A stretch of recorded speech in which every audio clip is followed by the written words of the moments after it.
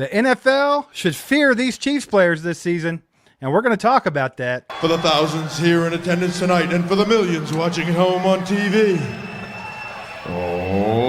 let's get ready to suck it!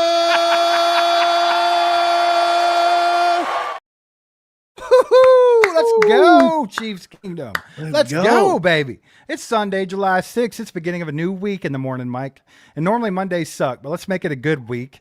We're getting close to camp. We're getting so close to camp, brother. And when camp starts, it's all downhill from there, baby. And then it's going to be football season. Get horny, everybody. Let's go. Football is upon us. Football's close. We're like you just said, you report to camp. We're going to have our first practice within like 2 weeks.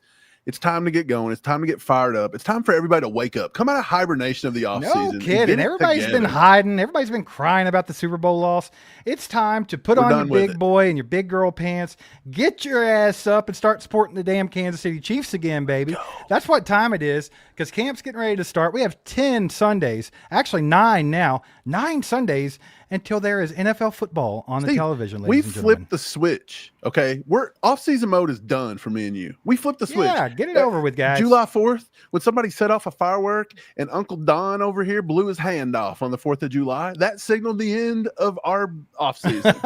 No more, okay? We gotta get it together before Uncle Don bleeds out in the street, okay? Get it together. And it's time to get it together, and we're ready to roll. He's not sacrificing them fingers for nothing, baby. It's football season.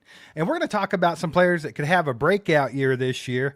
There's nothing else to really talk about, so let's get a little excited about some of our players that could have a breakout season. The title of the video is The NFL Should Fear These Chiefs Players, Mike, and there are 2 of them on the thumbnail, and we'll start with those 2. Number 1, the popular pick for breakout player of the year for the Kansas City Chiefs, and that's Mr. Jaden Hicks, the safety. It'll be his 2nd season here. He looked really good in the snaps that he got in his rookie season. Hell, everybody was horned up about Jaden Hicks in the preseason last year, and I don't think they got to see enough of him this season. I think people wanted more. No, they needed more. This year they're going to get more. Steve, there was a reason. I mean, I think there was a few reasons. Money being a big issue. They couldn't afford to pay Justin Reed, but Justin Reed, in his time in Kansas City, proved that he was going to come in and he was going to understand that Spags defense and he was going to be a leader on that defense. And they drafted Jaden Hicks, and Jaden Hicks come in 1 year, and he had a pretty good season when he was on the field. I think he played 30% of the snaps on the defense, but he led the entire defense.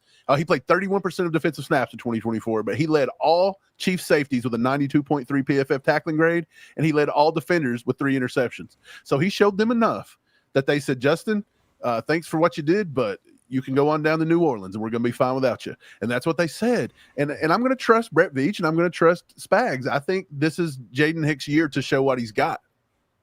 I think Jaden Hicks' ability to always be around the football, whether it's in the air, on the ground, whatever, he's always in the middle of the play. I think that gives them confidence to have him out there more. I think that he's got a little bit of the honey badger in him. He's got a little bit of Mike Edwards, which is a guy they just signed back over to the Chiefs after he played for the Bills and I think the Bucks, but he's back with the Chiefs. He won a Super Bowl with the Chiefs before. I think it was the first time we beat the Eagles, maybe. I could be wrong. I could have that mixed up, but I think that's the year that he was there. Now, here's the thing. Brian Cook, you think he would get a bigger workload this year, and I think he will. And I also think he's got to take a step up.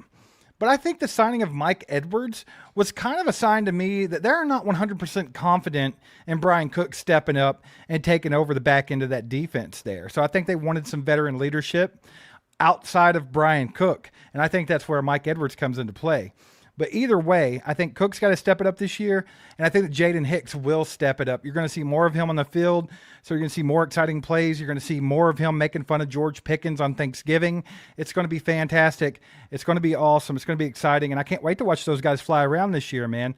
The secondary is pretty exciting. If you look at it pre-cuts, there are so many good names on that roster. So much talent. Even the back end of it, guys that are probably not going to make the squad are very talented guys with a lot of speed and a lot of promise. So I'm excited to see how it all shakes out, brother. Dude, you know who I'm excited about? The other fellow on the cover, Leo Chenal. Chenal is one of my favorite players on this defense. I think he's been underutilized. I think he's been underutilized by Spags. this defense. They've had him in these wacky rotations. They've had him in these wild sub packages and this and that. And honestly, I think he's just been underutilized. He's never played more. I think he's only played 500 total snaps or something like that since he's been in football, or he's only played 500 per season, something like that, something weird, but he's never played more than like 50% of the snaps in a single season. I think this is the year, man. You got to take the reins off of him. You got to unleash the beast. And I think Leo is that guy, man. Did you know he was the 6th best linebacker according to PFF in 2024 for the time he was on the field? He had a 90.1 run defensive grade in 2024, and that was his second straight season of being over a 90 defensive run grade. And then in Super Bowl 58, I don't care if you're talking about Zach Bond, Nick Bolton, whoever, doesn't matter. He was the highest rated defender, and not just linebacker, the highest graded defender on either team in Super Bowl 58. So Leo Chenal is the man. He is a beast. It's time that we take the training wheels off, get him out of these weird sub packages and put him on the field for 80% of the snaps and let this guy be a piece that is impossible to stop. They don't call him death row for nothing, baby. They don't. And real quick, if you notice the background change, I just realized it's not morning time. It is night, so I switched the background. What? But death row. I thought it was 9 a.m. Yeah. Death row, man. This kid is insane. Go back and look at his college tape at Wisconsin. Obviously, that was like 4 years ago, but go watch that. Look at why he earned those nicknames. And then you look at his RAS score, the relative athletic score that everybody has coming out of the draft. They grade these guys. This guy was a 9.99 out of 10. You can only get 0.01 better than Leo Chenal, and that's perfect as an athlete. Leo Chenal is damn near the perfect athlete. He's very versatile. He can do a lot of things. He's better in coverage than people think he is. He can get from side to side like people wanted Willie Gay to do. Leo can do all of that. He can play downhill. He can do whatever. And I like when they put him on the edge and rush the quarterback. And they've only done that a handful of times, but I would love to see them utilize that more this season just to have a different look for these tackles. Mike, you know they like to switch out different looks for the other tackles to deal with, right? You'll see Chris Jones go to the outside if the matchup seems right, or you'll see them bring in different guys, Mike Dana, George Karlaftis. They rotate them with Charles Omenihu, whoever's on the roster there. Even Felix got some snaps, right? Well, I think you can also utilize Leo Chenal to come up and get on that line, get on the edge, and go after a quarterback because he can do it. Yeah. And he can do it well. And I think that I want to see more of that. I just want to see more Leo in general. Yeah. I think there's so much to that kid that we don't know yet. We've all seen glimpses of it, but we know it's there, but we need to see it in full view, man, because he's coming up on a contract year as well, just along with George Karlaftis, Trent McDuffie, and everybody else, right? So, I mean, I think he needs to get his fair shake here. And I think Leo could really show out this year. I think he could be a huge breakout player for the Chiefs. If you guys think he could be a good breakout player for the Chiefs this year, a good candidate for that. And also, if you would like to see these Chiefs fans wake the hell up and get back to football, hit that like button for us. It takes a couple seconds. It'll help get this out to more people. YouTube can stop being slap nuts and hiding everything. Let's just work against them. You guys hit the like button, and we'll continue to put out the content. Mike, are there any other players that just come to mind? Because those are the top two for me. That's just like these two can go nuts this year. These two could have a huge year. Like they could go from being a big name in Chiefs Kingdom to being a big name in the NFL. Yeah.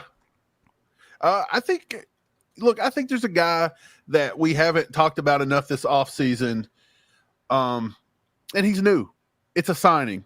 It's a signing that they come in and it's a corner. Okay, it's a corner. What corner did we sign, Steve? That's my boy, Christian Fulton. Yes, Christian Fulton. I think he's going to be a little bit better than everybody thinks. I think got high hopes for him, huh? I've got high hopes for Christian Fulton, and this is why. Number one, I think he feels slighted a little bit. I think he holds a grudge against Tennessee, the team that drafted him, because I don't think that he thought they utilized him and trusted him enough. Then he goes to the Chargers. And with the Chargers, I want to say he was one of the top 2 or 3, right behind maybe Trent McDuffie on certain coverages. He was like number 2 in football behind McDuffie on certain packages and certain coverage, according to PFF. So he's got that in his tank. And now he's going to be able to line up on the outside, and probably with Trent McDuffie too. Those could be your outside guys, but you can actually move Trent McDuffie around. We've discussed this. I think you're going to have a bigger year this year from Josh Williams. I think you're going to have a little bit of a better year. I think it's going to be a more solid year for even guys like Najee Johnson, because again, he was coming off of bad injuries last year, and he hadn't really played at this high NFL level playing corner. He was a safety in college, and he went to Marshall. So it's not like he had all the great experience, but I think you're going to see a lot of the corners play a little bit up this year than what you've seen last year. But I think Christian Fulton is an underutilized signing and an under the radar signing for the Chiefs. I think he's going to be able to transform this defense more than people think. Absolutely, dude. Super excited about it. That back end, man, that secondary room is absolutely loaded, and it's going to be really exciting. I'm also excited to see how they utilize Noah Williams in his rookie season. Love the way that he plays football. Love the fact that he's a ball hawk. We need guys that can turn the ball over more. Mike Edwards is one of those guys, and I think that might be another reason why they went back and got him. I think they're looking to win that turnover battle this year. It's something that they haven't been very good at, and it's crazy to think that the Chiefs have been to, 4 of the last 5 Super Bowls or something crazy like that, and they never win the turnover battle. It's very rare.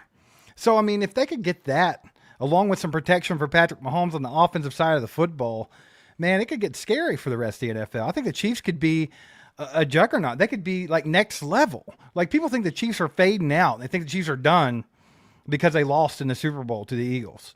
Oh, they got blown out. It's over. They're all declining. It's done. They're old news. I think it could smack them right in the mouth and really wake their ass up and show them that, y'all can take it up a notch. Because, I mean, we really, honestly, we probably have the most talented roster that we've had so far under Patrick Mahomes, right? I think so. Like, front to back, it's super talented, and I'm very excited to see it, man. Shout out Don Herman, been a member for 2 months now. Appreciate you. If you guys are not a member, you should do that. Hit that join button or go to join.allchieftUp.com and become a member. We just dropped our first of a new series for members only today. It's called The Hot Seat. We got Garrick Dieter in the hot seat. Go watch that bad boy if you're a member. And if you're not a member, sign up. You'll be getting one of those a week for the foreseeable future. So that's going to be fun. Love that series. It's a good time to record. I think you guys will enjoy the content as well. If you guys have watched it already, let us know in the comments what you thought about it. And let us know if you liked it and everything. Also get in the comments and let us know who you guys think is the big-time breakout player for the Chiefs this season. I want to see what everybody else has to say. We've said a few of ours, Mike. I want to see what the people of Chiefs Kingdom have to say about it. But shout out everybody for being here, by the way. I see a lot of the regulars in here, a lot of the OGs. All the mods are in here doing their thing. Shout out for what you guys do for us. We appreciate you. But yeah, man. Let us know who you think is going to be the breakout player. I think someone said Ashton Gelati. And like, I love that. And I think some of these rookies could like break out in their first year, right? I think that's definitely possible. But I don't know. To me, it's like, is there somebody already on the roster that could just absolutely explode? Gelati, if you're looking at just rookies, let's just kind of pin them by themselves. Yeah. With Gelati, Omar Norman Lott, I think they both have a huge chance to be like the breakout player as far as rookies go. Yeah. Because they are going to get a lot of snaps on that defensive line. I think they're both going to see a lot of snaps. Like Noah Williams might not see as many snaps in the secondary as they see up front on the defensive line. And then if you look at the offensive side of the ball, I don't think Jalen Royals is going to see as many snaps as they are going to see on the defense because I think he's got so many guys in front of him. But you never know how that's going to play out either. So it's all speculation. But if I had to say one rookie that has the best chance of breaking out, it probably is one of those two. I would probably stick to Ashton Gelati or Omar Norman Lott.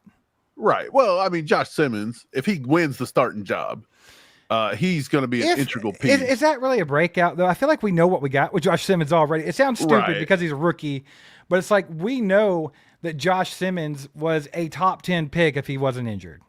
We know he was essentially. I think Josh Simmons, to your point, I think he will not surprise as many people as he could disappoint.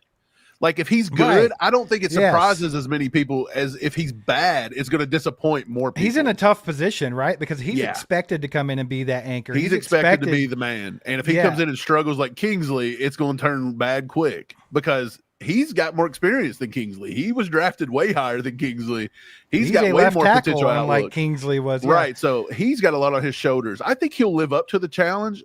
Again, at the end of the day, I don't know if he beats Jalen Moore. If Jalen Moore can get on the field and stay healthy, the Chiefs may go with him. We spoke to somebody. I don't remember who it was. Was it Lance or somebody? It's coming up in an episode, but we talked about that, and they kind of made the point of like, look, I don't know if it's Jalen Moore's job, lost job right now. It's not really Josh Simmons' job to lose at this point. It's still a battle. And I think it is a battle. I think it's a battle. I think Jalen Moore could have done more to help himself at this point by being on the field during mandatory OTAs and involuntary and But I mean, if you're voluntaries. injured, you're injured too. So I mean, you can't really help that. So I don't know if they'll hold it against him, but I would have liked to have seen him out there. But they give him a lot of money, man. And I don't know if you want to give Jawan Taylor a lot of money that people's kind of dogging that contract, and then you're going to turn around and give Jalen Moore a lot of money and put him on the bench. That seems a little wild. Brett Veach, I don't know if he wants to take that criticism, but at the end of the day, I don't think he cares, to be honest. So it's going to be fun. You forgot Jeffrey Bossa. I think that could be another kid. Well, I think he's going to be competing for snaps on the defense. Yeah, right? I think that's what I was going to say. His snap count probably is low because if Leo can't see the field that much, how is Bossa going to see it? Now, I do think Boss is a long play. Boss is a great long play. When you watch Steve Spagnuolo talk about Nick Bolton, you see how he lights up and he's just really proud of the kid. He loves the kid. Yeah. Like he that's why Nick Bolton's still there. Like he is that guy Just for Steve Spagnuolo. He's that nasty green Nick. dot. That's what he is. Well, I think that Jeffrey Bossa falls into that category, and I think that they want him to be that longer term. And I think it's cool that he's here now to kind of play in behind Bolton, and he's already getting that kind of connection with Spags. You notice through the rookie mini camp and also through OTAs and stuff, he was kind of on Spags' hip pocket. And he's just right there. He's already learning all the different positions. I think that Boss is going to be a piece, man, but I don't know about it being his rookie season outside of special teams. You know why I think he was in Spags' hip pocket and why Spags was showing him a lot of attention was because I think that this kid is going to be utilized. If you think in the terms of chess pieces, and defenders are kind of like, pawns. They're just head down and go forward. And then you've got corners. They're fast. They'll strike anytime. It's like a bishop, just all the way across the board. Boom. You never know what you're going to get. Bossa is like the queen, baby. Like, I think they could put him anywhere. They could line him up at safety if you needed to, and I think he could rush off the line. He can definitely cover slot receivers. He can cover wide receiver ones on the edge if need be. He could probably hang with them. So I believe Spags has a lot in the tank that he wants to work on with Boston. I think it's why he's giving them special attention because he's got a lot to learn, and Spags wants to just instill it into him. Like, this is what you're going to do. This is how you have to get this, man. Let's handle this. 100%. I saw where someone said Jalen Royals. It might have been Bryant. Yeah, Bryant said Jalen Royals. So here's the thing. I think Jalen Royals absolutely could be that, but it's going to be very dependent on snaps as well. It's kind of like Jeffrey Boss is on the defensive side. It's the same way for Jalen Royals, right? Because we know he's going to be wide receiver 5. Like, there's just no way. You could maybe see him pass up Juju Smith-Schuster in snap count by the end of the season. That's a possibility. But he's not going to out-snap any of the other 3 guys pending injuries. Like if they don't get injured, Hollywood, Xavier Worthy, and Rashee Rice is getting the bulk of the snaps. No, I do think it could turn into one of those things where, like, maybe, maybe Hollywood or Rashee or Xavier, either of those 3, maybe in the first 3 to 4 weeks, maybe they tweak a hammy and they're out for a game. Or maybe Juju does that and he can't really give you wide receiver 4 snaps. Maybe Jalen Royce could get on the field and prove enough that Andy's like, look, I'll give you more snaps. Like, you've earned them. And like you said, maybe towards midseason, you can start seeing a lot more. And then maybe come playoff time, he may have like a nice little chunk of a row carved out. But I think initially, I think I would be very conservative with what I would say Jalen Royce could get. Is he a guy that could get 600-700 yards and 5 or 6 touchdowns? Absolutely. But I feel like more his style right now is going to be like 300 yards and like 2 to 3 touchdowns. That's probably where I would put him, unless something changes. Be it, injuries. Right. I don't want to say it. I don't want to say that word. Don't say it. Fred says that he thinks that Tyquan Thornton could be the breakout player for the Chiefs. Hell, man. I mean, if he can make it onto the roster, then you never know, right? If he could win that 6th possibility, spot, man. It's a possibility because I don't think that he got a fair shake over New England. Obviously, he played with a terrible quarterback in a weird system. Yeah. And we know that he had great college tape. We know he's got all the tools. He runs, 50 miles an hour, and he's a tall guy. So I think that they could use him like they used MVS, and I think he could be more successful in that role than MVS was. What was the quarterback over in New England? Mac Jones. Yeah, what are you going to do with that? How did he go from a Mac Jones to now he's in a wide receiver room with a Mac Delena? He can't get rid of Mac. It's like a return of the Mac out there. he just can't get away from it, man. I bet he had a Big Mac for lunch. Maybe. Hung out with Mark McGuire. Like that's the thing is I feel like Tyquan Thornton, if he can make the roster, I think he can be utilized in this offense. Just by what, if for nothing else, it's just a guy that can stretch the field, right? Yeah. Which is essentially what MVS did. He blocked and he stretched the field out. Now, would Tyquan Thornton be a little bit more reliable in the hands than MVS? Maybe. I mean, MVS dropped a lot of passes, but he also made a lot of plays in clutch moments. So it was kind of a double-edged sword with MVS. But Tyquan Thornton could definitely be something like that. And I would love to see him if he makes the roster breakout. Steve, Andy has mentioned Tyquan Thornton by name and said, I cannot wait to get him in a game situation. He wants to see him in a game time situation. And we don't have to wait much longer to see it, Steve. It's going to be a month, dude. And we're going to see these guys on the field. Hell yeah, dude. I mean, you got to think we're like, what? Dude, a month away from preseason, month and a couple weeks, something like that. I could almost bust out in a song right now if I had to. No, you might need to. I'd rather you do that than eat a Blue Chew. Whoo, fired up. Yes. Meet me at the crossroads. That's what I want to tell him. That's what I want to tell him. You gonna sing some Bone Thugs and Harmony? I'm gonna sing some Bone Thugs for Tyquan. Steve, do you think there's any other wide receivers that there's a few other guys that we haven't really talked about? Shout out Magdalena. I think that kid coming out from Fresno and being a special teams guy and being able to do what he's been able to do so far with the Chiefs. It's kind of like Joey Lombard, who just kind of come in. He was on that past episode just a few episodes ago. Go back and watch that one if you haven't. That dude's super cool. Like Lombard was talking about, he would have sat and talked with us for hours, Steve. We were going to have to kick him off the show. And we can't. Awesome. There's other guys that will not make themselves accessible. Like they just don't want to talk to Chiefs Kingdom. They don't want to talk to us. They don't want to talk to nobody. Like they're too busy. But he opened himself up, and that dude was super cool about it. He's very grateful for the opportunity, and he's really trying to get to know Chiefs Kingdom. He was even in the comments on the video talking to you guys. So yeah, I love that about him. I'm rooting for Joey Lombard for sure. J-Lo. But there's a lot of other guys. But yeah, shout out Magdalena. I think he's done a good job. Now I don't think he could probably make the team, but congrats to him. He just got married, so that's going to be hard. Right. Look, but yeah, I mean, he's got a rough life right now that he's married. So, I mean, looking at the back end of the receiver room, probably the longest shots to make the team is Magdalena and Jason Brownlee, and they've both been good. Jason Brownlee has also been a piece during this past camp. Elijah Badger's another name that people like. And Elijah Badger was so good at Florida, Steve. He didn't drop a ball in his entire 2024 season. Like, it's crazy Tim to think. DK, the other guy, is the one that stole the show in the offseason and got drafted. It wasn't Badger, it was DK. He also went for like 800 to 900 receiving yards, several touchdowns. Like the kid can play. So I think there's so much depth in that wide receiver room. Some of those guys could surprise you. I think any of those could sneak onto the roster if at the 6 or 7 spot, depending on what I hate to keep bringing up Sky Moore. Don't do it. Let's bring up Fred, baby. Fred with the 2 bomb. I think it's time we got to get rid of Sky. There's too much talent back there, man. Fred with the 2 bomb. Let's go, Fred. Fred with 2. Fred prevents me from talking about Sky Moore, and I like it. Hell yeah. $2 well spent, Fred said. Let's not talk about Sky Moore. No, but in all honesty, I know where you're going with it. There's a good chance he could still make the roster just because he's been around. He knows the playbook. Man. And he still has confidence in him. Patrick Mahomes still has confidence in him. Patrick Mahomes and him have, I think, a better off-field relationship than people notice or even think. And I think that, you never know, man. We'll have to see what happens. Julian! Julian with the 20. Let's go, baby! Let's Heck go. Yeah.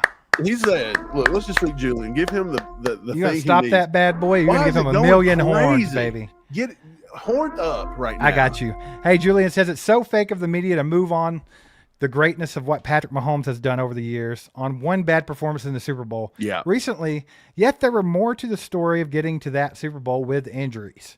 So 1,000%, Julian. Yeah. A million%. It's ridiculous. That's the only word that you can use for it. It's hate. They're haters. Julian's spitting facts. Spitting fire. Just spitting fire facts. Here's the thing about it, man. Every time you try to see someone downplaying Patrick Mahomes, they use one of 2, well, maybe we'll go 3. They use 3 arguments, right? The first one is always, well, he got blown out in 2 Super Bowls. The best of the best don't get blown out in Super Bowls. Dude, I'm sorry. Tom Brady lost to Eli Manning Bro, twice. if Tom Brady had an offensive line that the patchwork Mahomes had for those 2 Super Bowls, he wouldn't have won it either. Not to mention, if it wasn't for an epic meltdown of the Atlanta Falcons, they were getting blown out in the Super Bowl by the freaking Atlanta Falcons. Right. Right. So it's like, here's the thing. That has nothing to do with it. Right. It really nothing to do with it. The other thing that people like to bring up is, well, anybody could have done that with Andy Reid. It's not Patrick Mahomes. Any quarterback could have won all those Super Bowls with Andy Reid. Oh, well, that's cool because Andy Reid coached for 18 seasons or something ridiculous, right? Before, was it like 12? Right. Before Mahomes? I don't even know. But he coached for a ridiculous amount of seasons. McNabb never won a Super Bowl, did he? Michael Vick. Michael Vick never Alex won a Super Smith Bowl with never Andy won a Reid. Super Bowl. Andy Reid never won a Super Bowl before Patrick Mahomes. Right. Like Andy probably still wouldn't have one if it wasn't for Patrick Mahomes. No, if it was Alex Smith, I like Alex Smith, but I don't know if we'd have ever got over the hump. You wouldn't have got over the hump. If they would have drafted Deshaun Watson, we'd be the ones getting made fun of for him being a whacker. Bro. You know, if so we like drafted Deshaun Watson, every massage parlor in KC would be closed down right now. Yeah, You buddy. couldn't even go get a massage, Steve. Federal investigations on each one. You know, like that's the thing about it. Like Mahomes literally is the reason why Andy won these. And I love Andy, and I think that he could go down as the best coach in history by the end of it. But Patrick Mahomes is the reason. I 100% think if you asked Andy, would you have a Super Bowl without Patrick Mahomes, he would probably say no. And then the last thing that I like to bring up against Patrick Mahomes, well, he couldn't beat the GOAT, so he'll never be the GOAT. Okay, let's take a look at that. He played him twice in the playoffs, right? He played Brady twice in the playoffs. The first one, they won that game. Yeah, he the outplayed NFL Brady. took that game. He outplayed Brady. They took away the Edelman fumble on the punt that would have capped the game. They took away the interception. They gave Chris Jones a fake phantom roughing the passer to give them a first down on a critical third down. You want to say the Chiefs get gifted and Mahomes gets gifted Look, by brother, the NFL. Go watch that game. Patrick Mahomes outplayed Tom Brady that game. All there is to it. So that doesn't count. And then you're going to take the one game where he had no offensive line and Patrick Mahomes did unhumanly things in that game. Dude, if our receivers would have just caught a ball, like Tyreek Hill would hit him in the face and fall down. So here they are getting blown out, and every member on the opposing team that was winning the Super Bowl, by the way, should have been excited about that. They're over there being like, "How is he doing this?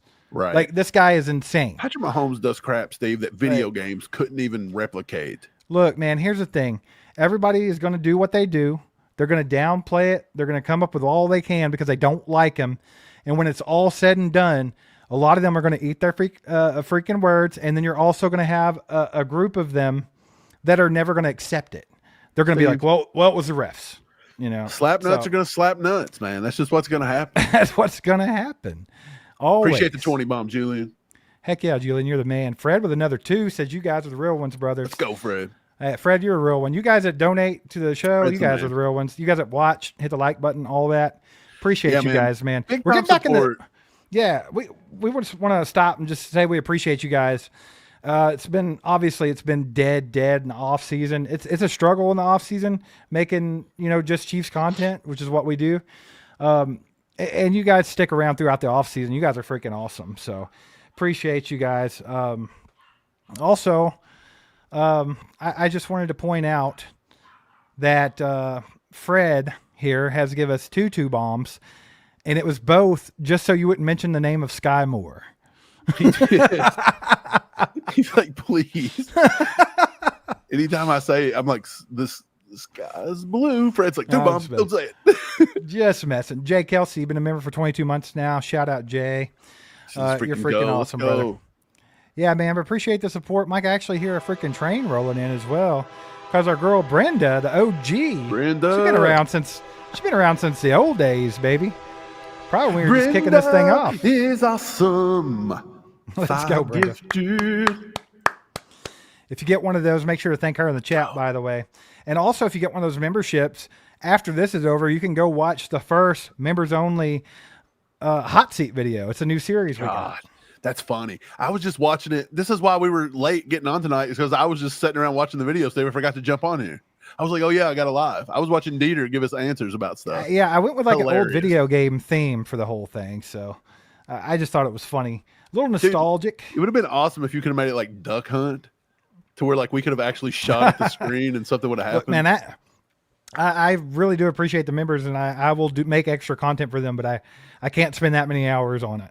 Dude, Already doing 60 hours a week of Chiefs content. I don't know if we can knock it up more. it was wild. No, man, I love talking to Dieter though, and that video was pretty funny because it really had like all the old like Nintendo stuff. It was nostalgic, Steve. Mike, I even put the rating on the thumbnail to make it look like a Super Nintendo game. I know. If you could have just made Dieter like pixelated, we thought should have about left it. this camera.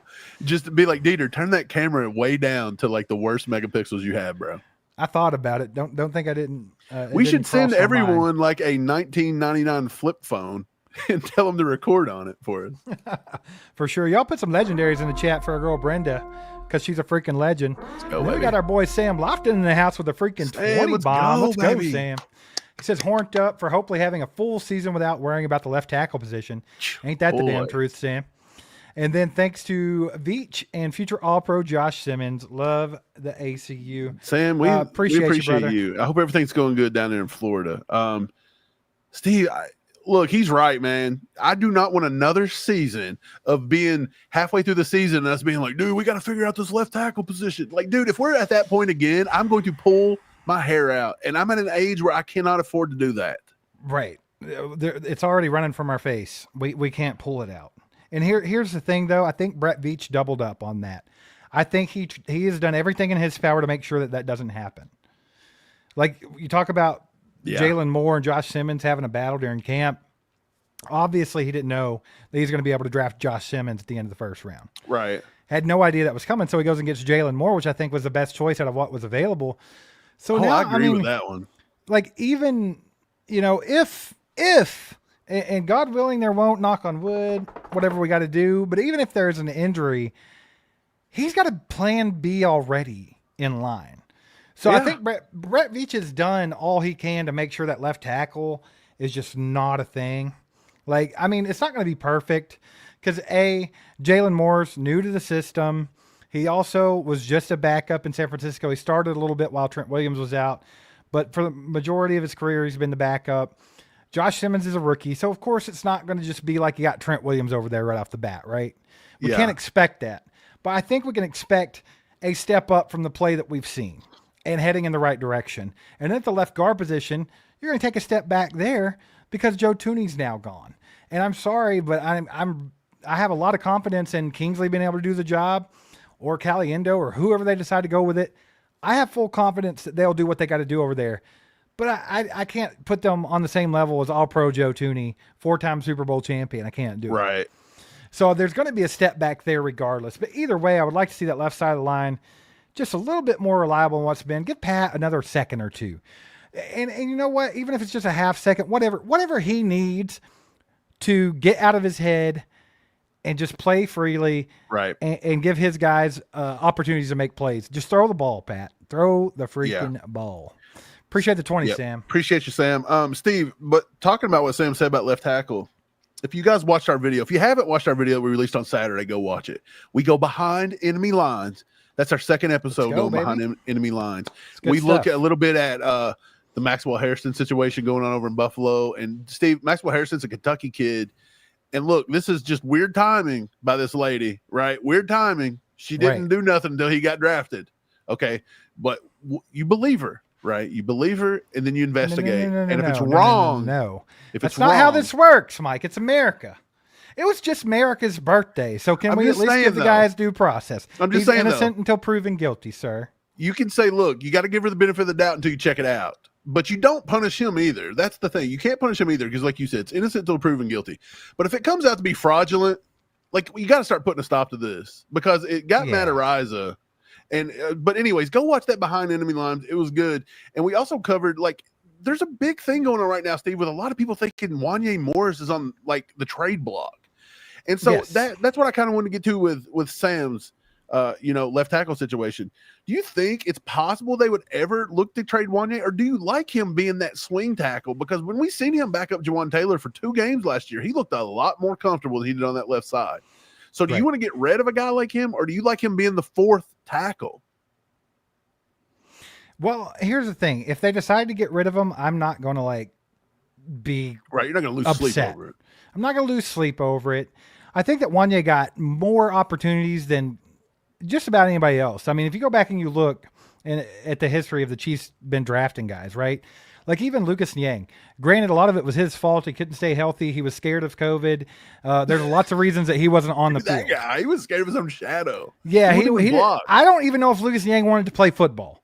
No, okay? I feel like this guy wants to be like ping But then pong they draft world champion. Wanye. Wanye got a lot of looks over there at left tackle. Wanye's had looks at right tackle.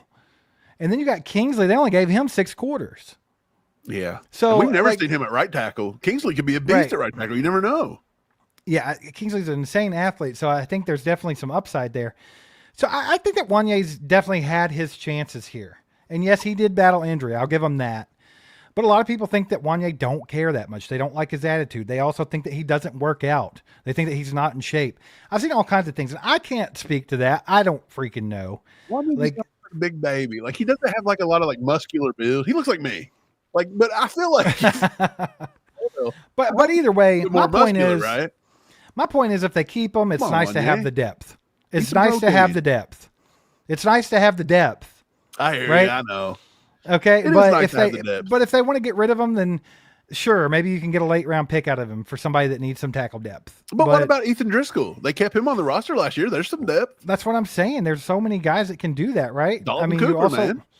Asa Pole. I mean, Oh, yeah, there's yeah. a lot of guys. So I mean, we have tackle depth. It just depends on who wins those positions. If it's not Wanye, it's not Wanye. By all Yeah. means, he was a 3rd round pick. So I mean, we've missed on higher picks. Sorry, Clyde, but overall you were a miss. You had McCole Hardman was a miss. You had Sky Moore, who was a miss. Felix Anudiko-Uzama, who if he Tubon, don't Fred do Smith. something this year, he's a miss. So it's like we've definitely missed on higher draft picks. So if it's not Wanye, then it's not Wanye, man. I'm not going to lose sleep. Yeah, I'm with you. I like some of our tackle depth, and I still like guys like Dalton Cooper. I think that kid would be a great practice squad, like holdover. And honestly, he could probably yeah. make the team if given the chance. He's a 5 guy right there. Like he opens his own hamburger restaurant in the off season. He's a 5 lineman kind of guy, you know. And I think Brett Veach has done a good job of making our offensive line depth across the board. I think we look a Yeah. lot different than we did last year at this time. For sure. And I want to talk about that depth a little bit more here, more in depth in a second. Yeah, Sam, that's a good question. Do you yeah, need here- the late round pick for one? I- I say sure. I think we can always use any draft pick because of the way Brett Veach drafts. He loves draft capital because he likes to move up and down the boards. True. Maybe like a 6 So, or a 7 get you up I higher in mean- the 3rd or the 4th. I mean, you never know. Like this year, we ended up trading 2 picks in the 7th round to move up and get Brashard Smith. So I mean, Right. maybe not having that one late round pick could get you to miss out on a guy that you wanted, right? Steve, I went back so- and looked at that. And did you think they made the move for Brashard Smith? Do you think that they would have made the same move for the other guy they had talked about all offseason, which was Damian Martinez? Did you know Damian Martinez went off the board, and then that's when the Chiefs come up and took Brashard next pick? Do you Yes. think they were holding out for those two, and they were like, look, when one goes, we're trading up for the other, like instantly? So here's the thing about it. We talked all offseason throughout all the draft process and everything. We thought that the Chiefs liked Damian Martinez for Which is a whatever totally reason. it different was. back, Steve, than Wait, Brashard Smith. ever thought that's the about thing. being. Well, that's the thing. Like if you look at Brashard Smith, we talked about him as well. He's a guy that the Chiefs could utilize. He's a guy that Andy Reid would like. He's a converted wide receiver to running back. He can do all Yeah. this different stuff for you. He's got the athleticism. He got the speed. Damian Martinez was a little bit different, but by all indications and everything we heard and anything behind the scenes and anything you heard when you had your They ear to really the ground, liked him, man. it was Damian Martinez. Like, and that's just really what I thought they were going to do, especially when he started dropping, because they projected him as high as a 3rd round in some Yeah. mock drafts. So I thought maybe with him dropping, that was the way they were going to go. But it makes total sense that they went ahead with Brashard Smith. Like, honestly, he's a better fit to the team than Damian Martinez. Do you think it's wild? There were like 23 or 24 running backs taken this year. That's a lot of capital invested in running There was backs. a lot of good running backs in this draft. Yeah. There really was. I mean, if the Chiefs wanted to go high in this draft on a running back, I think I would have been okay with it. If they would have went and got a Travion Henderson or somebody that fit into the offense really well, and you knew was going to put Dude, up Quinshawn Judkins was a big talking point for the entire offseason. right. Now, if the Chiefs would have decided to go that route, I wouldn't have been mad at it. But the fact that they got a guy like Brashard Smith, who we projected to be like a 4th, 5th round guy, Yeah. and we got him in the 7th. Yeah, I'm not And he's 100% also what we put him on our running back board, but he was a top 20 running back for us. For easy. sure. I'm pretty sure we had him in a 4th or 5th round grade. And we got him in the 7th round. And also, I think even if we just go back and look at it and we didn't just do like our top like running backs, I think if we went by fit to the Chiefs, he would have been damn near the top, right? Like, because he definitely fits the team. It made total sense. I thought him and I thought the running back out of Tennessee was like monster fits for the Chiefs. Yeah. I don't remember the kid's name out of Tennessee. It's been too long now, but you talking about Jalen Wright? No, that was 2 drafts ago. That's what I'm saying. Oh, you're talking about Dylan Sampson from this year. Sampson from this year, I thought. So I thought Wright from a couple years ago was a guy that he was too, but both of those guys kind of had the vibe of like a Brian Westbrook or like one of those kind of guys that Andy had it with the Eagles. Yeah. Shout out William Casper. Appreciate you being a member, brother. Appreciate Welcome you, brother. to the crew. Also, he said that he misses the original intro song. He said, "Come on, boys." I don't know which one you're talking about because we've been through a few. But if you notice today, you got greeted with a little bit of "Let's get ready to suck it." Yeah. Instead of a theme song. Dude, it's just YouTube is an ever revolving door of dodging copyright claims. So if there's one that you're missing, it's very possible it's just got copyrighted from here on out, so we can't even use it. Let me tell you a little bit about YouTube. Like, it's wild. You could almost pay people to make you original music for your show, and somehow it'll get flagged later for a copyright. Yeah. Like, it's insane. It can. Did you know? I learned that if I contact, for example, give me an artist, Steve. Any artist in the world. If I contact the Beatles. No, they're Paul dead. McCartney. Paul McCartney's alive. Okay, if I contact frickin' Paul McCartney and pay $3 billion to use 10 seconds of a song in an intro, YouTube will still flag that with a copyright, even though I got his written permission. Because why? I cannot give a written caveat to YouTube to tell them that I'm allowed to use that. Like, it just flags and there's nothing I can do about it. So it does not matter. Like, you cannot even get permission from people to get it. So YouTube is that. Let's just say they're dumb. Can I just say that? Can I just say it? Oh, yeah. Don't want them to put us in the more oblivion. They're always trying to put us in the doghouse for something, brother. Dude, we've been in the doghouse for 4 years at this point. Keep it down.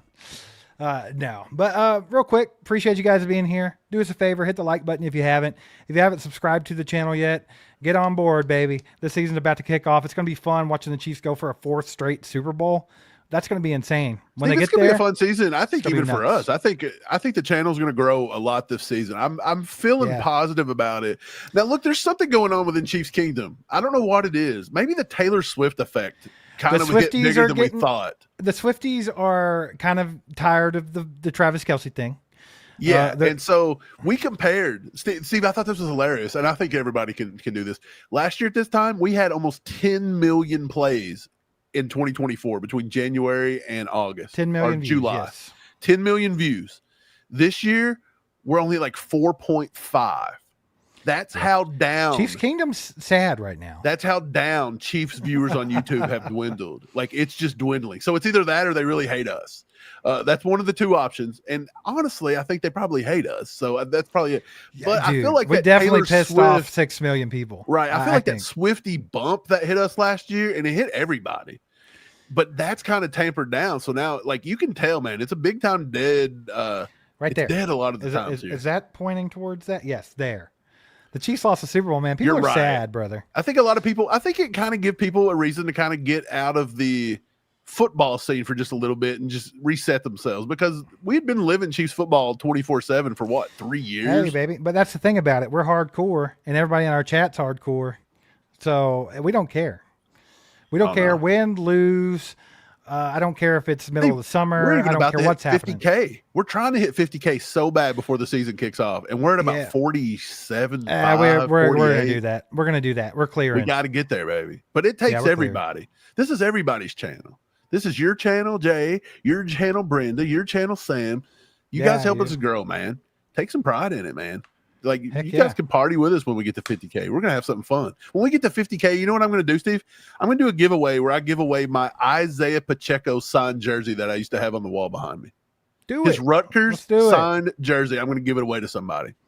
I like How cool is that? An Isaiah Pacheco Rutgers signed jersey that I had hanging in my house. And you know what? I'm not even going to hang it back up. I'm just going to leave it down because when we get to 50K, I'm going to give it away.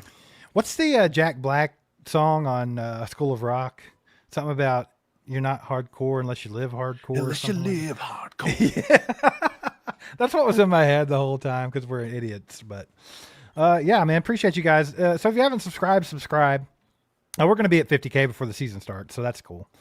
But yeah, I think it's going to be a big year for not only the Chiefs, but also for all Chiefed up. So get on board, baby. Let's do it. Also, you guys get in the chat, man. Hit us up with any questions you want. Also, if you guys have some breakout players you want to talk about, throw them in the chat. Let's talk about that. Whatever. Time's yours, Chiefs Kingdom. As Andy Reid would say, time is yours. We're going to be around for a while longer tonight. We still got some time here. So let's make it about you guys. We'll kind of let you guys drive the rest of this episode here. Hey, we'll do what you want to do. Yeah, you guys drive this thing. I'm going to take a nap in the back seat. Wake me up when we get there. Mike's going to take a nap in the back seat. I'm going to sit in the passenger seat, and I'm going to be the DJ. Okay? I have the aux cord. Is that what they used to say back in like the early 2000s before Bluetooth was a thing? Young Futu says he's going to make 2,000 YouTube accounts if y'all want it to. That's hilarious. Look, I would almost. It works for other channels. Yeah, it does.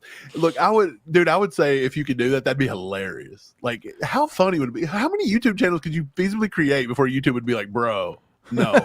This is not okay. This dude owns like 77,000 YouTube channels. 2,000 Google accounts to sort through. Oh, Bam wants to see the back of this Royals jersey. Let's play a game. Let's play a game here. You all tell me what name is on the back of this Royals jersey. Oh, that's a good game. What player is on this Royals jersey? I want to see if anybody can guess it. Y'all put your guesses in the chat. This is for Bam here because he wanted to see who it was. Dude, whoever guesses it, Steve, I'll send them out something for free. I'll send you out something. Okay. We may have some posters left over or something I can send out. I don't know. I'll have to go through because I got flooded, so I have to see what I got. Yeah, keep your guesses going. I'll tell you what, Bam, and let's see, Dawn. I wish it was a Bobby Witt one. I haven't got a Bobby Witt jersey yet, but I would love one. I love Bobby Witt, by the way. How cool is it to have Patrick Mahomes in football and Bobby Witt in baseball at the same time? Dude, and I think, look, brother, I think love Cags Bobby Witt. Is going to be special, too. I think he just has to get give him called up a time little too quickly. Yeah, give him time. But, dude, it's exciting. Too. The Royals are exciting. The pitching's been much better this year. They've been in that weird slump, though, where they can't win at home. I don't know what that was about, but I'm excited about what they have going on in the future. What do we got here? Bo Jackson. Steve, we got a winner in the house. Jason Gordon. He nailed it, baby. He nailed it. It's Mahomes. It's a Mahomes 15 Royals jersey. Jason Gordon. Hey, man, all chiefed up at gmail.com. Send me out your name and your shipping address, and I'll find something to ship you out, Jason. Hey, that was a little tricky there. Look at us. Look at us tricking people. man, all these names are good, though. Mike Moustakas, Bo Jackson would be an awesome one. Jason wins, baby. Let's go. There you go. Send an email, Jason. We'll send you something out. It'll be a surprise. Yeah, I'll find something. I don't know what I got, but, I mean, if worse comes to worse, I'll send you out like a can of raviolis or something, bro. Yeah, it's a cool jersey. I tell you the story behind it was Mahomes did the first pitch at the Royals, and he had his own jersey, and I saw it, and I was like, I'm going to get one of those, right? I'm making my own. So I just did the custom jersey and did it myself just because I'm on an original. I saw Pat with it. Steve, G-Pick says, how long y'all been Chiefs fans? Bro, I'm 42. Oof. As long as I'm 40. I think my first word was Chiefs. So, I mean, as long as I think I remember my first football game, like my first football memory, I was like 7. That's probably about the time that I started watching football. So yeah. Mike was on first of all, Pop's Chiefs fan. For probably 35 years. Like since birth, right? But Mike and Pops were, into football before me. I had other things going on, but like I still remember the years. You like the ladies. You were chasing the women. Even the years like, through like probably 10 to say 16, like that weird age group there. Like even when I didn't keep up with football very hardcore then, I still heard this stuff every day of my life. Every day, all day. I knew things about the Chiefs that no one else knew around where we live anyway. It was like I always had the inside scoop there. So, but no, we've been Chiefs fans for a long time. I'm going to tell you a story. One time when I was in the 6th grade, I got my first F on a test. 6th grade? Ever. Yeah. In 6th grade, Miss Higdon. Her name was Started Mrs. early. Higdon. She didn't like it. Mrs. I Higdon, couldn't huh? focus on the test. She pulled up at a pop quiz because she could tell I wasn't paying attention and half the class wasn't paying attention. But the reason I wasn't paying attention, I was sitting in the back of the room drawing up plays that I was going to send to Marty Schottenheimer. And you want to know what? I failed the test because I didn't even remember what the hell she was talking. I don't even remember what the test was about now, but I can tell you what that play was, Steve. And it was brilliant. It was a defensive blitz that we were going to run. And it was awesome. So, yeah, Chiefs have been affecting my grades and stuff since I was a child. Hey, good night, Brenda. Appreciate your support, by the way. You're freaking awesome. Brenda's a legend. Put some legendaries in the chat for Brenda. Let's see, man. Bam says, Steve and Mike, let's go to a Royals game and do the 999 challenge. Buddy, there's no way. Is that the hot dog beer for every inning? Hot dog and beer for every inning. Not happening. Dude. First of all, we don't drink like that. Yeah. Dude, how many? But on top of that, We're hot too dogs old. every inning? Whew. Dude, when we actually like our what boy can Kyle, what can we feasibly get to? Probably like inning 4 or 5. Maybe. Somewhere between 4, 5, and 6 is probably where it the would last start. time we were in KC last summer, our boy Kyle bought us tickets, Steve, and we Yeah, went to dude. the game with him. And it was some kind of a hot dog night. Remember that? And so we went up Like and we dollar bought hot dog night. We bought like everybody 50 around us hot dude. dogs. We were giving hot dogs to everybody in the whole section, dude. It was hilarious. These There were some kids in Red front of Sox us. fans down there, and they were afraid to eat the hot dogs we were giving them. Yeah, they're like, y'all remember boys, these?" that? I'm like, no, dude, just eat it, bro. It was $1. Look, man, I don't care. I don't care if the Red Sox win tonight because Yeah, dude. it's a good night. Eat that hot dog. We were hooking it up. That was a fun time, dude. I'd like to get back to another Royals game, even though they kind of stink. But Bryant says, I've been a fan since N64 NFL Blitz. NFL Blitz was That's fun. wild. Steve, what's the I game think it that they was used to have in the arcade in the mall? Remember, you could me and Pops used to go up there and just play the Chiefs, and I'd play defense or I'd play offense. He'd play defense. We'd switch it. It was like an arcade game, and I'm pretty sure it was NFL Blitz. It was just on an arcade, man. Is that the one where you could beat everybody up after the play? Then it was I think Blitz. so. Yeah. I don't know.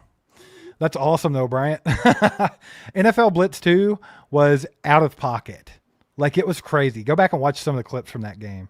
It was nuts. Like Yeah, I loved it.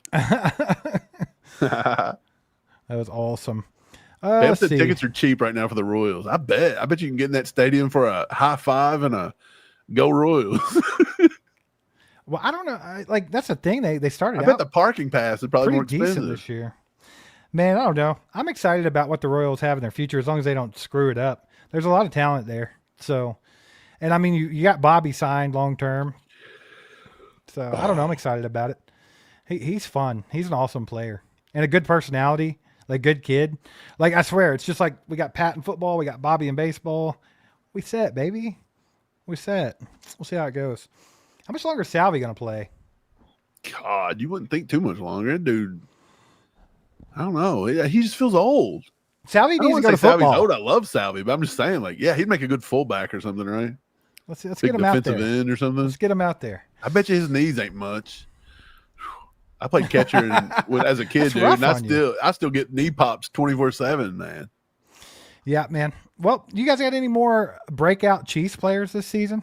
I was just kind of browsing the old index in the brain here throughout the episode. I was trying to think of some players that could have a breakout season.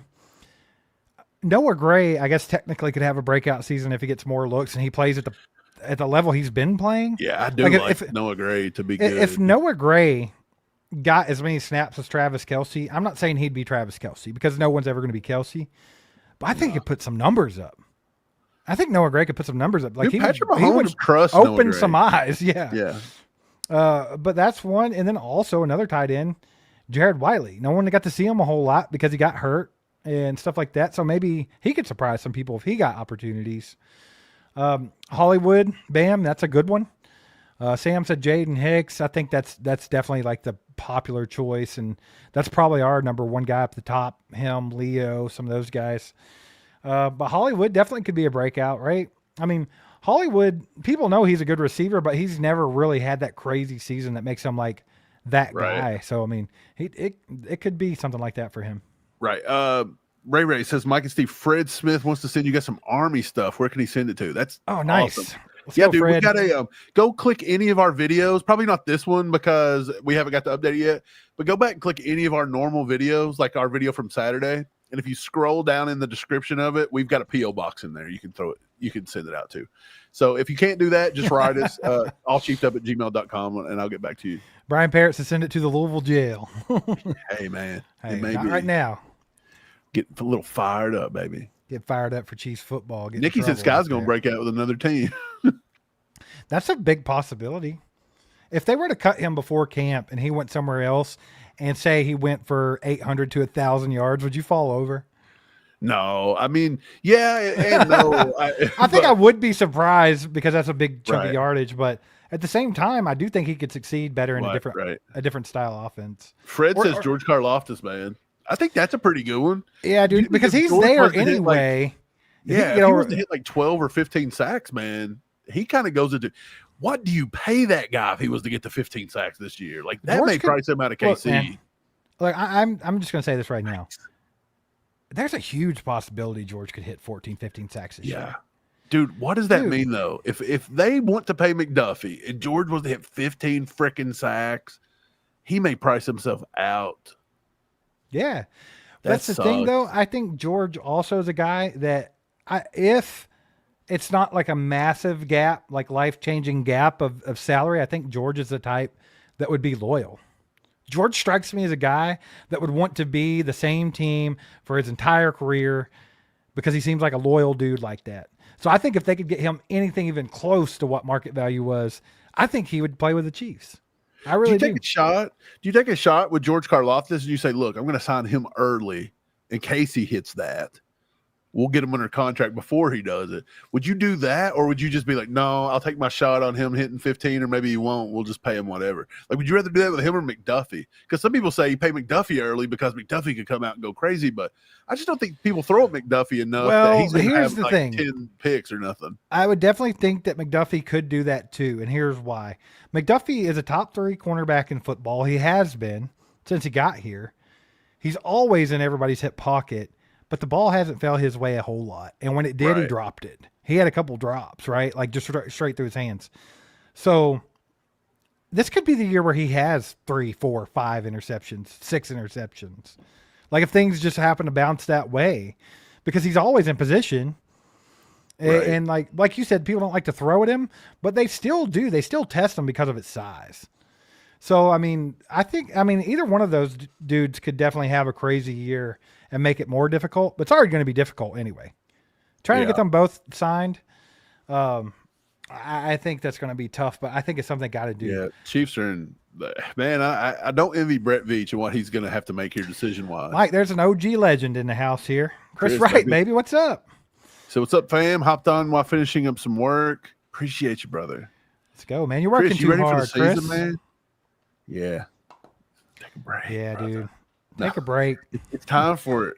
Man, I think everybody's just ready for football, dude. Dude, I cannot wait until the season kicks off. Like, there's lots of reasons why. When football starts, that means fall's right around the corner, right? And that's the time of year. You absolutely hate summertime, don't you? I hate summer. I do. And here's the thing about it. Like, I like some of the activities of summer. Like, I like being able to be outside and grilling out and things like that. The kids can go swim, have fun, whatever. But it's just so damn hot and uncomfortable.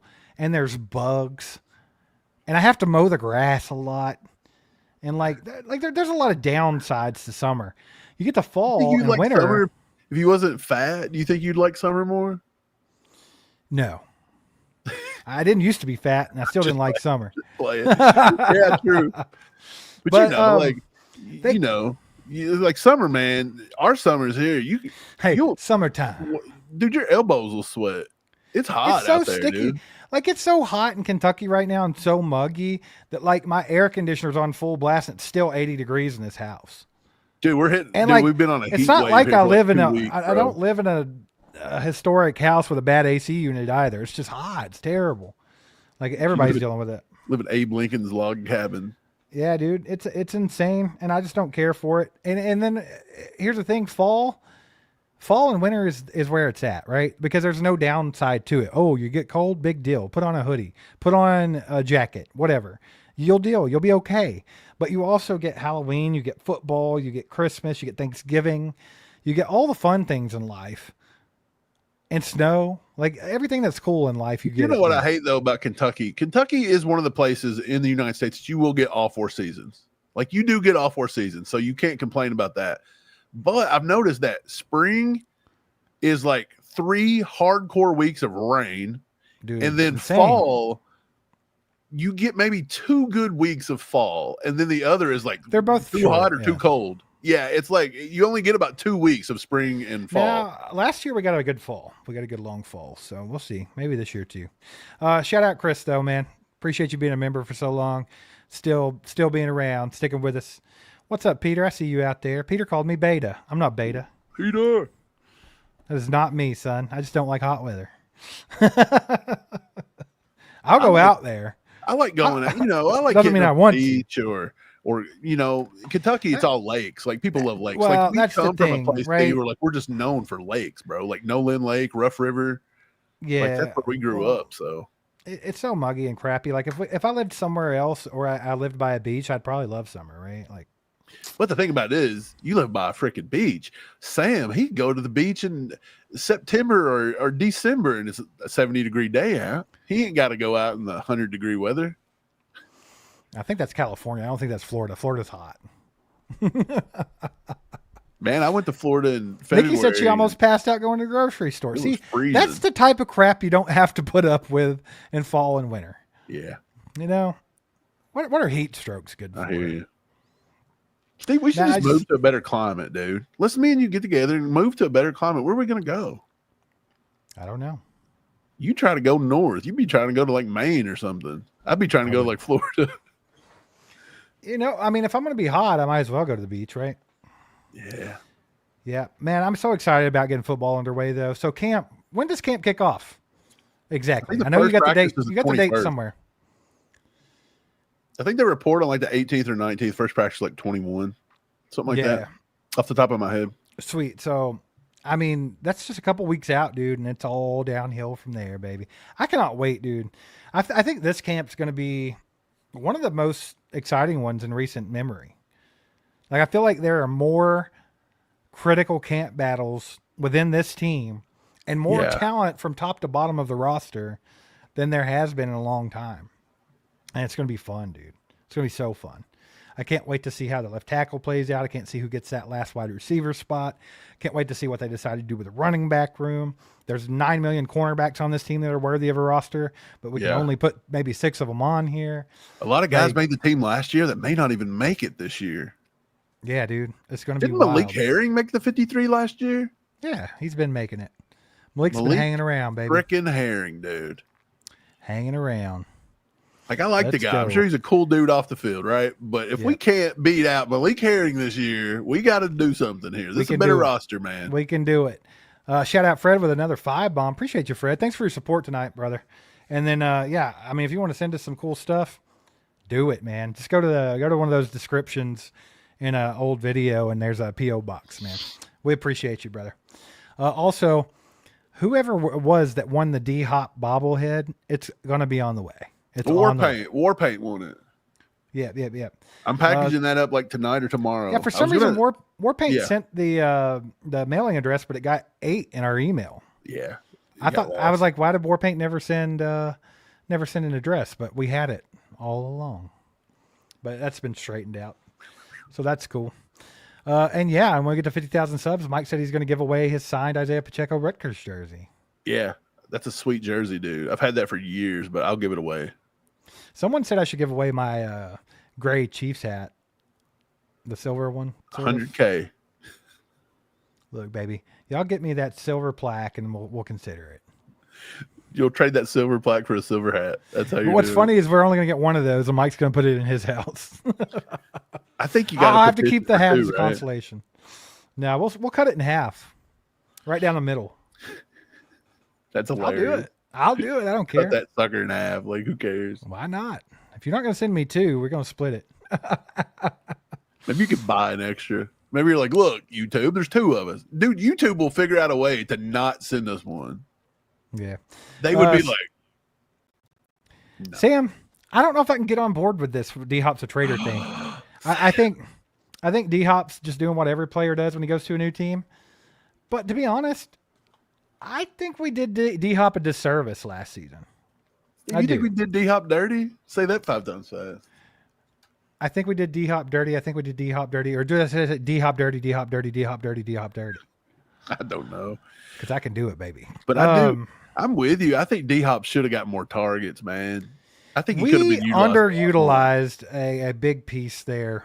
And to be honest, I thought he played a decoy gracefully. For a guy that's a Hall of Famer, he didn't complain. He helped mentor the young guys. And he never said a bad thing about it. So, I mean, I can't be mad at D-Hop. Yeah, he'll say something here or there, I'm sure, but I think every player that goes to a new team always says something like that, right? I mean, Tyreek Hill was the worst. He's still going. Yeah, he's a slap nut. Slap nut, brother. Let's see here. What do we got going on? Oh, no, Rob. What? Rob. We got a 2 bomb from Rob. Rob with a 2, and he makes us talk about Sky Moore. He said the best part of Sky Moore isn't making the team. Rob, look, yeah, there's never say never. Okay, Rob. Andy and Brett Veach have like this weird love affair with Sky Moore. I wouldn't go that far with it, but I do think that the Chiefs can be loyal to a fault sometimes with their players. And I also think they don't want to admit that we absolutely screwed the pooch on a 2nd round pick. So it's like, give me one thing. What's the one thing they like about Sky Moore that would make him make this team? Let's just say they only take 6, because you might have to take an extra running back or a tight end or something this year. So it would have to be the fact that he knows the playbook and he's familiar with the players and the system. That's 100% it. And like, do you really want that again, or do you just want like a guy that maybe can learn, or a guy like Nico? Like, you realize if they only take 6, Nico Remigio's not making the team if you take Sky Moore. Here's my thing. If you were going to put Sky Moore on this roster, if you were going to give Sky Moore a roster spot again, use him. Use him. Make him earn it. If he's going to take that spot, make it valuable. Put him on the field, pepper him the ball, and let him do something. And then if he can't do it, kick him off the team mid-season. I don't care. Cut him. Yeah, I'm with you. Don't put him on the roster and then just let him be a waste of space. If you put him on the roster and you bury him, and a guy like Nico doesn't make the team, or a guy like Elijah Badger doesn't get a chance, or just anybody like that. Tyquan Thornton wouldn't make the team if they only take 6, and it's Sky. If you put him on a team, show us why. Use him. Like, get him the ball. Get him the ball. You force him to either catch the ball or drop the ball 50 times, and then we know what we got, and we can just be done with it. It's either 100%. crap or get off the toilet, dude. 100%. And I'm tired of it. So do it. Absolutely, dude. Hey, so take that, will you? Take that, Andy Reid. Andy, we think we're better than you, Andy. Got a 25 bomb for the legend himself, Peter Ortiz, baby. Let's go, Peter. Baby. Says, what rookie will stand out this year? He wasted D-Hop's talent. I'm going to go first. D-Hop talent was wasted last year. I'll just say that. Yeah. You know who my rookie Steve is? Pick one. You only get one. Oh, Norman Lott. Because why? I said that this kid was worth fighting for in the offseason. I love the fact that he had an 18% pass rush win rate, which was exceptional. He doesn't have to stop the run. Why? Because we don't need him to come in and stop the run. He needs to be in there on passing downs. We are a passing league, okay? When we play the Chargers, he could sit on the bench, okay, if that's what it takes. But look, everybody else is going to play modern football, and they're going to pass the ball 75% of the time, right? I want a guy that is fast, strong, gets in the backfield, blows up plays, and gets some heat off Chris frickin' Jones. I'm tired of seeing Chris Jones take triple teams, bro. Like, let's get Omar Norman in there. Let's let him eat. He's going to be nasty. By the way, he's still not signed. Still not signed. I'm working on a piece about that for a video coming up this week, I think, Steve. And people's going to be amazed because I think I've uncovered the reason Omar Norman's not been signed yet. It's pretty wild, actually, because I told it to you the other day. Yeah. That's a good one. That's a good one. So let me go different, I guess. It's easy to say. It's easy to say Gelati. It's very easy to say Gelati or Omar Norman right? I'll go out on a limb. I'll go offense, and I'm not going to take the easy one. I'm not going to take Jalen Rose. I'm going to go Brashard Smith. Brashard. Okay. I'll go Brashard Smith. And I think the reason I'll do that is because I think they're going to utilize him in the passing game more than you think.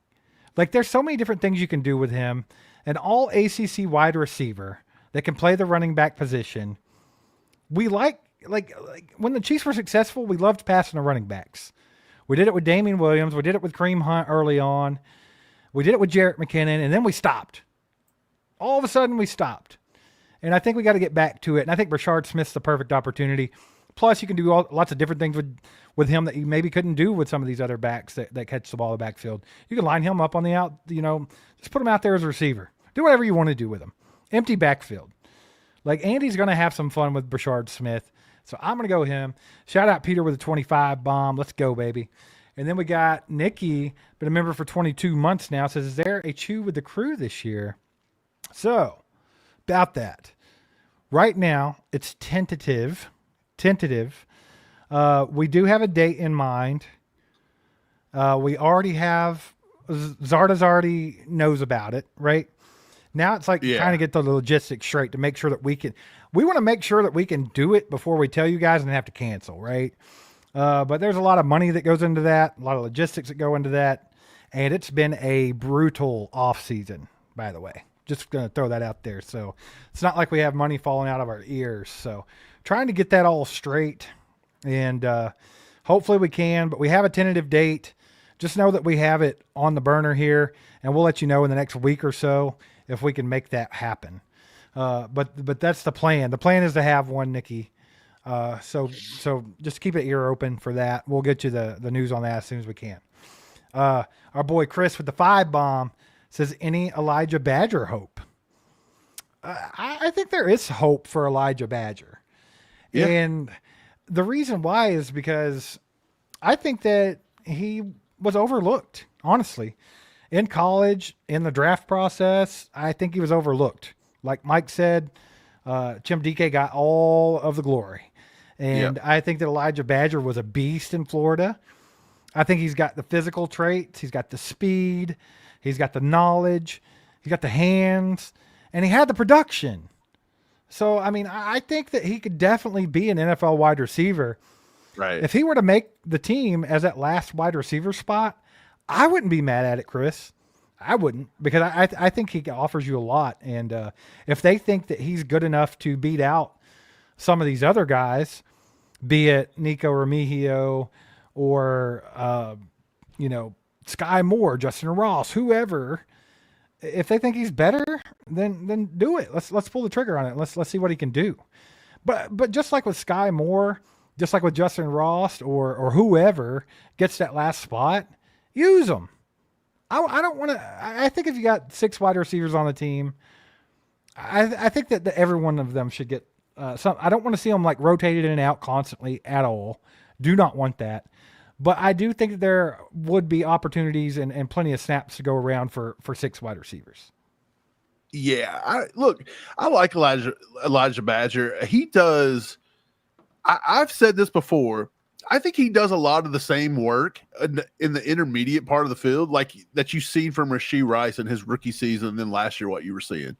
He does that intermediate part of the field, and I really like him. He was at the Hula Bowl this year, and the Chiefs really liked him at the Hula Bowl.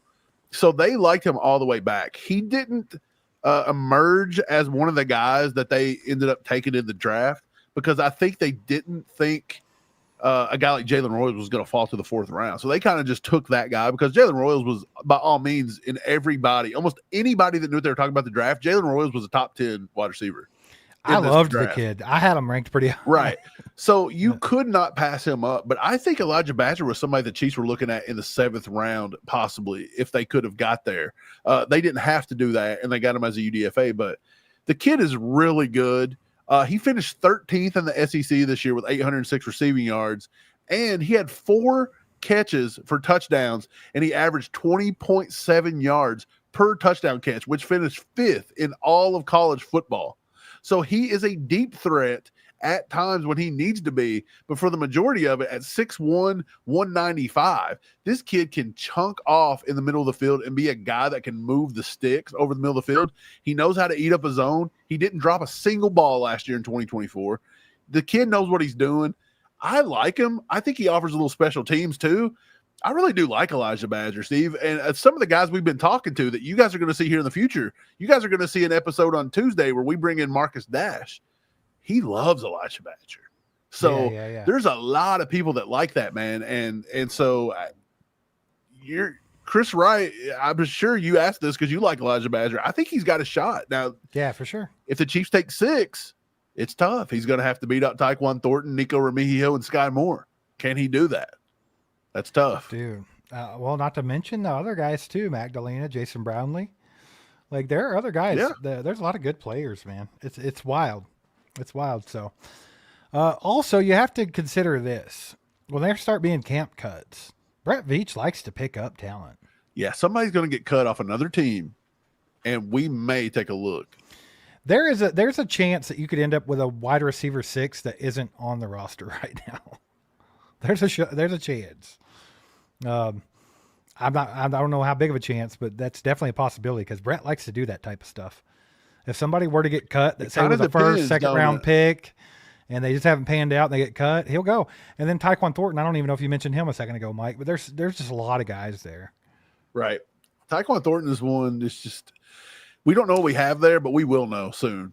But I do think that Tyquan has a leg up on some of those rookies or UDFAs, you know. I do think Tyquan could be a second round draft pick. Man. We don't have a guy right now. Who's our top 3? Top Rasheed 3? Rice. Yeah, Hollywood Rice, and Xavier Worthy and Hollywood. Yeah. Do any of those guys remind you of the role of MVS? No. But Tyquan Thornton could play that role. Right. He could go deep every play. He's a threat, and he's a guy that's big enough that he should be able to get out there and block for you. I think Justin Watson did that role decently for MVS, but you don't have that anymore. Your best player that can maybe do that right now might be an Elijah Badger or I don't even know who, like Jalen Royals. Can he do that? He does run a 4.4. Royals is more speedy. He's more of an eat the zone middle of the field kind of guy, right? But he can go deep. I mean, he isn't Tyquan Thornton the MVS role? Like basically, he is the MVS guy. Yeah, I mean, it can't be Justin Ross. He's too slow. So right. So maybe Andy likes that Tyquan Thornton, and he wants to get back to that MVS role. Brian says Worthy is in the MVS role. I don't think so. Well, he does stretch the field a lot. Now he does, but he's not the same blocker. That's for sure. Well, I know he's not in that position per se, because if you noticed, MVS was always lined up at the X.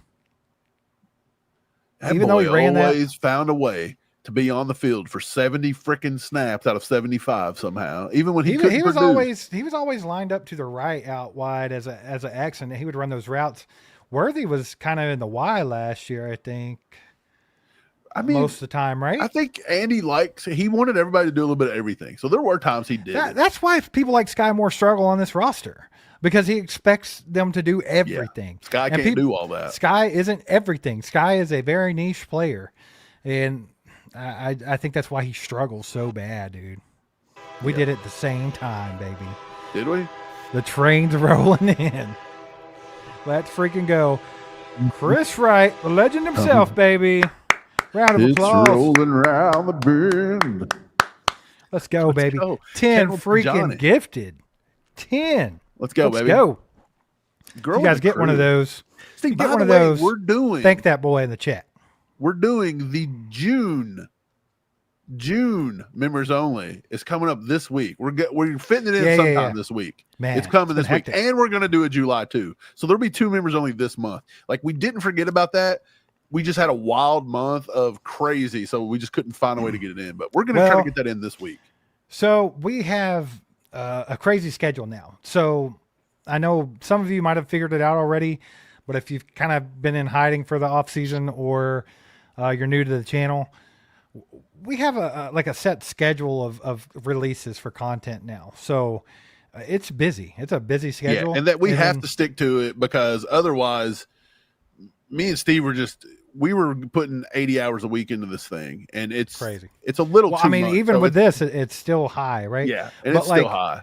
But right now, we also are working on a members-only video series that you'll be getting weekly video. So, I mean, that's something cool, too. That first one came out today, by the way. But yeah, so Sunday night is a live stream. That's why we're here right now. Tuesdays we'll drop the podcast, and the video podcast will be on YouTube. Wednesdays is a video release. Thursday night is a live stream. And then Saturday is a video release with the Behind Enemy Lines. That'll have a lot of news from around the league as well as Chiefs news. And Kind of so like far, kind of like a weekly roundup of the Chiefs. right. So and far, then some people news have from the others. loved Yeah. that Behind Enemy Line, Steve, because I've heard this time and time again that they only have time to watch the Chiefs, but they would like to know who the Chiefs, like the rivals, the AFC West rivals, they would like to be able to keep up with them, but they just don't have any, they're not going to go waste their time. So when we give them the good tidbits, they like that. I've seen that. And we also there was a couple Buffalo Bills fans that come over, Steve, yesterday, and they were like, dude, you guys make really good videos and we're here for it. We subscribe to your channel. We F with you. And I said, okay. Right. Yeah, man, cool. I'm okay. Don't okay watch with our having, live streams because we'll dog Josh out. I'm okay with having other teams' fans around if they can handle a little ribbing here and there, and they're respectful. I don't care. Right. But yeah, dude, shout out Chris. You're freaking awesome, brother. Appreciate you, man. You guys put some ketchups in the chat for Chris. That's his emoji, by the way. He's the creator of the ketchup emoji. Christopher the Ketchup Man. So get those ketchups in the chat for him. Yeah, shout out Peter for gifting memberships, and Brenda.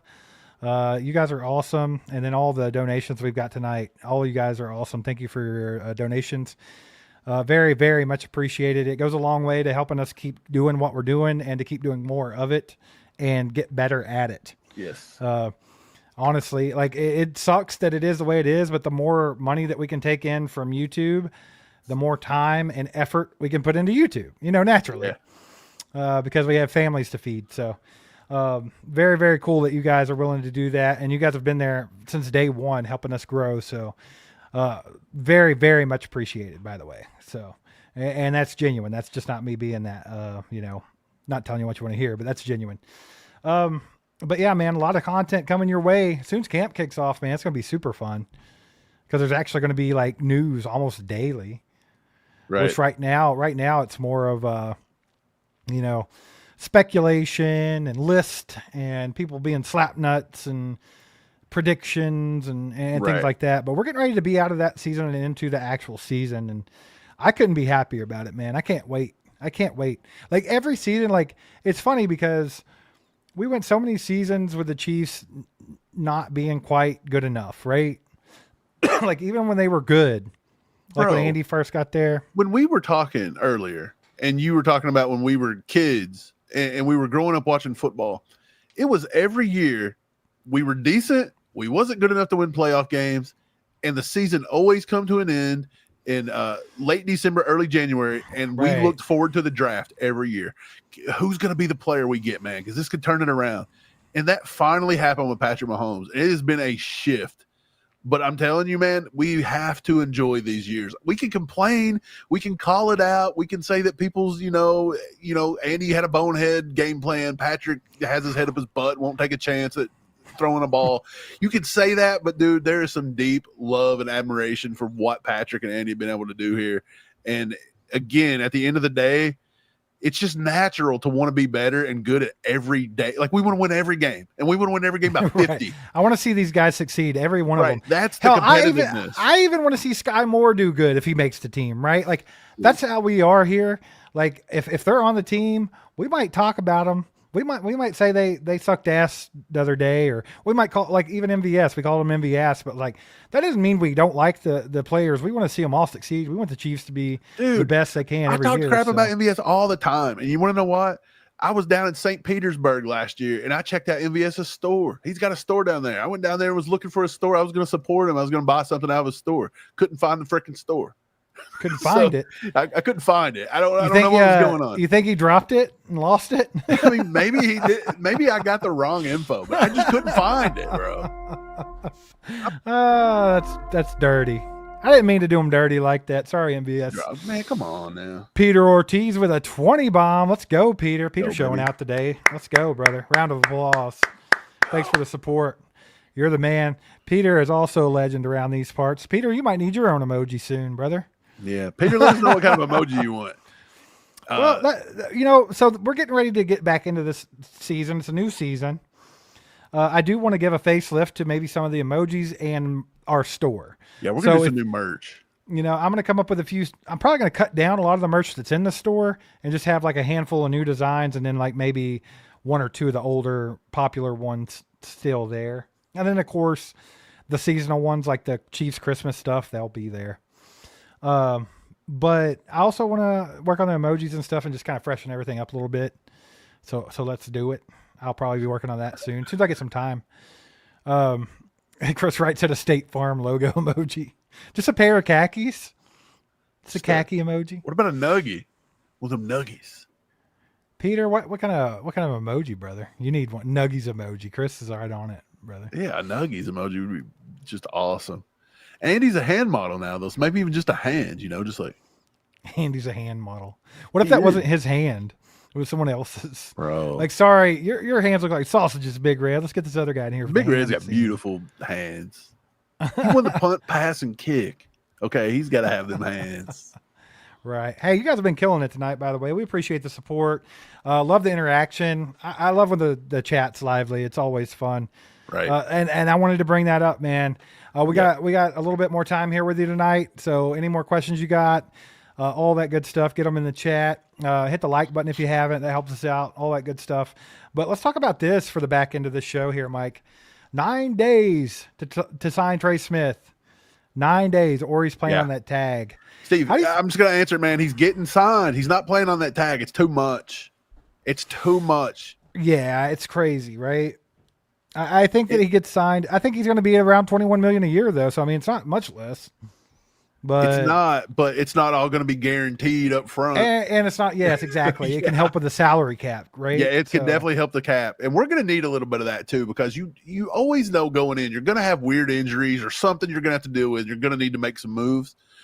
So you've got to free up some cap the best way you can. They cannot afford to let Trey Smith play on that cap number. You just cannot do it. Dude, I'd expect to see that done. Let's see, tomorrow's Monday. I wouldn't be surprised to start seeing I wouldn't be surprised if it's not early this week. Yeah. Yeah. I think I'm with you, Mike. You said the other day you think it's probably already done. Steve, from everything I'm hearing, it's already done. They're just waiting to announce it. Just working the kinks out. I can't verify that, but like from certain people I've talked to that actually know and that are in the room, like the Matt Derricks of the world. From everything that I'm hearing, it's in the books. Like it's done. We're just kind of waiting. Yeah, I've heard that too. About 4 years, $93 million. That's probably what it's going to be. Probably 65 of that guaranteed, some big chunk like that. I mean, they could be wrong. Maybe he does go in on the cap and something falls apart, but from everything I'm hearing, it's pretty much done. I don't see it. I don't think that. I think that they've been wanting to get something done with Trey. I think when they tagged him, it wasn't a tag and trade situation like the Snead thing. So I think it was obvious like they want to get something done. I just think that Brett's fully invested into the offensive line at this point. After the ass beating they took in the Super Bowl, you have to be. It's like whatever I got to do to make sure this offensive line is the best it can be is what we got to do. So, well, I think when Brett said that he wasn't going to tag anybody, and then a day later they tagged Trey Smith, I think that just proved that they knew they had to get that done. Yeah. And look, they made an effort to keep a lot of people. We thought one of the two, either him or Bolton, was going to be gone, and they found a way to get Bolton signed for a pretty good price. And then they're working on Trey Smith now. And I think Brett's come to realize that like sometimes drafting well is a double-edged sword. After a while, you got to pay these dudes. And coming up, you've got Pacheco and Jalen Watson and Trent McDuffie and George Karlaftis. All these guys are getting ready to get paid. And are we going to be able to pay them all? Probably not. So, he's got to pick and choose. He's got to pick wisely. For sure. Bryant says he's got first row tickets to the Christmas game, so he's going to need that merch. Bro, you have to get the Merry Chiefsmas sweater or hoodie. That would be sick, dude. To get you on TV in a Merry Chiefsmas? Yeah, straight from All Chiefed. It says All Chiefed Up real big on the back. You got to get that, dude. That'd be sick, bro. We got to get you in. Dude, we had that happen. One time, do you remember we used to play music, and not to get into that again, but we played music, and one of the girls that really loved our band and had like music, they went to the random fan was wearing or holding a sign up. They went to the Today Show like live in New York, and they had a sign and a T-shirt and everything. It had us on like plastered all over like the 9 a.m. Today Show, and it was hilarious, dude. Yeah, so out of place. It was so out of place. Like I think like Avril Lavigne was performing that day. Yeah.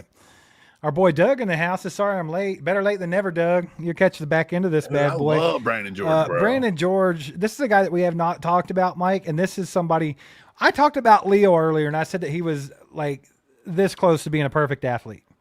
Brandon George is a 9.98 RAS score. He's right Yes. there with Leo. Both of them are in like the top 1% of linebackers ever to do a RAS score. Like, so if there's been a RAS score in a linebacker, those two are near the top. Right. Like, they are insane.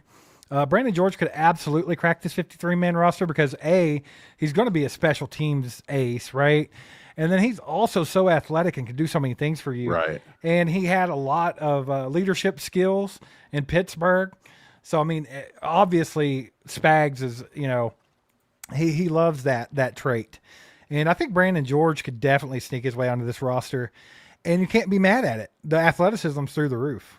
So there's a chance, Doug. Yeah. There's a chance. Steve, this question's wild because Let's go. I jumped on X for just a little bit yesterday, dude, and it was a Brandon George tweet.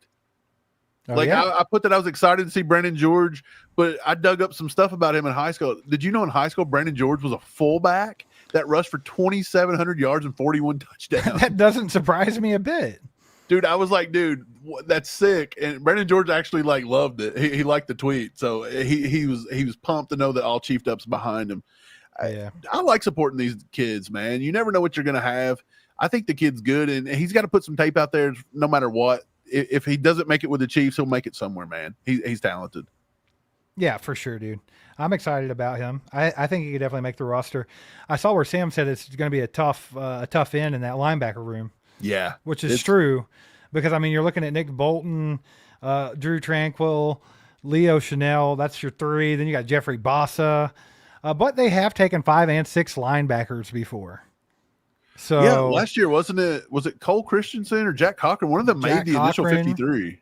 Yeah, I mean, I didn't. Yeah, it was Jack Cochran. They took Cam Jones and Jack Cochran last year, along with Drew and Leo and Nick Bolton. To be honest, so 5, I believe. Jack Cochran, I think, could probably make the roster still. He's still around, right? And then, he's got a shot, but I mean, don't tell me that Brandon George couldn't come in and knock him out. That's what I'm saying, right? Cam Jones, too. I think even Brandon Cam George can do. Jones is not 100% guaranteed here. Right. Yeah, man. I think Brandon George can do what they do. What comment did you have up on the thing that I missed? You had something up just a few seconds ago, and I missed it. I was talking about Brandon George. That was Ron said he had field level seats too on Christmas. Sick. Nice. Yeah, man, we gotta get you guys decked out in some Merry Cheesemas stuff, baby. Nikki, she said she really liked the new nice video. Nice. Yes. Let's go. Dude, we like those. We got a few people coming on to do it. I think we've got like 3 or 4 in the tank right now. We're working on a few I got another one completely done and ready to go for next week, but I have 2 more to work on. So right. Like and we're going to get maybe 6, 7 people to do it. We're going to continue to do that. Yeah. We'll try to get it done. But yeah, those are fun. It's just a fun little game, and it's like more of a get to know like other Chiefs personalities, other Chief creators. Yeah, it's a good way to do that, and it's fun. It's just really informal, and it's a good time. So glad you enjoyed it, Nikki. Steve Ray says if the O-line struggles this year, and he hopes not, will the Chiefs bring back Andy Heck next year? We had a good conversation with I think it was Lance from the Spoken about that. Probably right? him and Marcus. I think that's been a topic that we've tried to touch on with everybody. Right. Honestly. So yeah, I mean, there's just so much that goes into that, right? I mean, is it? Right? Are they just not giving him the talent? Is he developing it? Well, here's my thing. Is there just a difference between first and second round talent compared to everything else? I've been thinking about that, right? And like we've had that conversation. But the thing about it is you have people like Kingsley Suamataia coming in here, who's a freak athlete. He made the freaks athlete list. Yeah. He can do all this stuff like ridiculous strength, speed, you name it. He can do it for an offensive lineman at a freak level. So you can't tell me that the scouts are giving them not talented players. Now here's the thing. I'm not saying that it's on Andy Heck completely either with the development, but sometimes a person can be extremely talented and gifted. Like Brandon George, for instance, 9.98 RAS score, ridiculous athlete. But there's a chance that he don't pan out in the NFL. There's just a chance for all these guys. I mean, look at Sky Moore. No one thought he was going to be a complete total bust. So I mean, like there sometimes it just doesn't translate, and sometimes it's not anyone's fault. Sometimes it just doesn't work out, right? Right. Sometimes a player just don't have it in them. It's a different beast to be in the NFL, to be honest. Yeah, it is. And I mean, you look back at Lucas Niang. I feel like that was all on him. You know, like I thought that was on him. I didn't think that was on coaching. Right. I mean, but it is easy. Okay, look, like even what for example has Andy Heck actually like who's he produced that's been below expectation to above expectation? Let's just put it that way. Wanye is probably borderline low because he was a third round pick. Nobody expected him to do a whole lot, and I feel like he kind of gave you what you might get with a third or fourth round pick. I think Kingsley, we don't know yet. Jury's still out. Right. But so far, like Creed, I mean, he's just good. Creed's gonna be good no matter where he's at. Yeah, but then again, Creed and Trey, I mean, you have to give them the credit there. I made the point in that conversation the other day that you can't be you can't be two-sided with that. You can't talk out both sides of your mouth. You can't say Andy Heck doesn't know how to develop talent, but not give them credit for Creed Humphrey and Trey Smith. You can't say Connor Embry's a bad wide receiver coach because Kadarius Toney sucked, Sky Moore sucks. But then look at what Xavier Worthy and Rashee Rice were able to do in their rookie seasons. So you got to give them credit where credit's due. So it's a very tough conversation. A lot of stuff goes into it. That's the conversation though of like talent's just talent, man. That's not necessarily true though.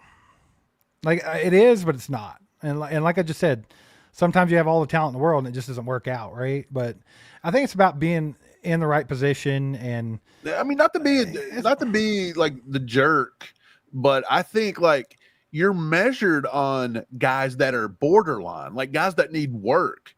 Can you take a guy in the mid rounds and get him up to those high levels? And so far, we've not seen that. We'll see. I think the guy that you really want to look at for that's Kingsley Suamataia. Because that's a guy that you invested a second round pick in. He's a second to third round. He could have been a back end first rounder until he fell a little bit.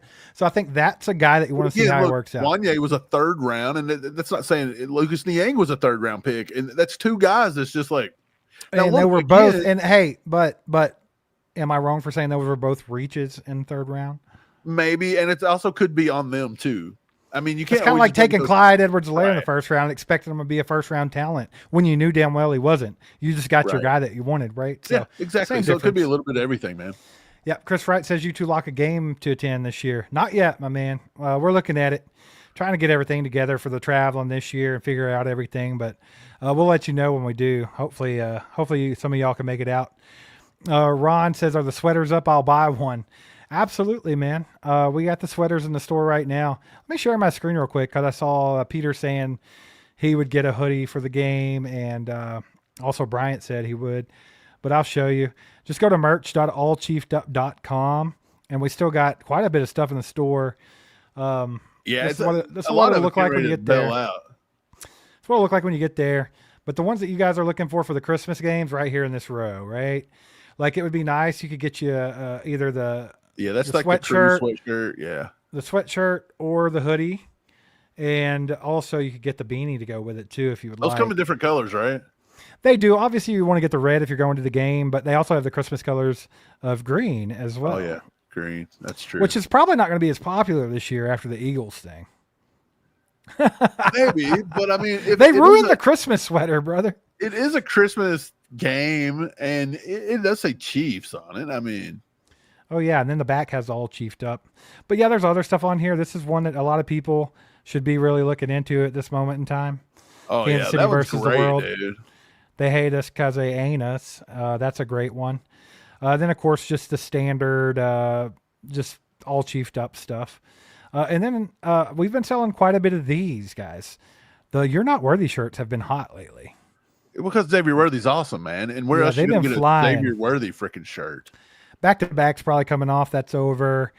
This one's been an all-time bestseller right here. The Grim Reaper 13-second shirt. Been a big one. The 13 and then, of course, a lot of people really dug the greatest of all-time hoodie. People like that wild one. That was like, what was your inspiration for that one? Like a NASCAR car?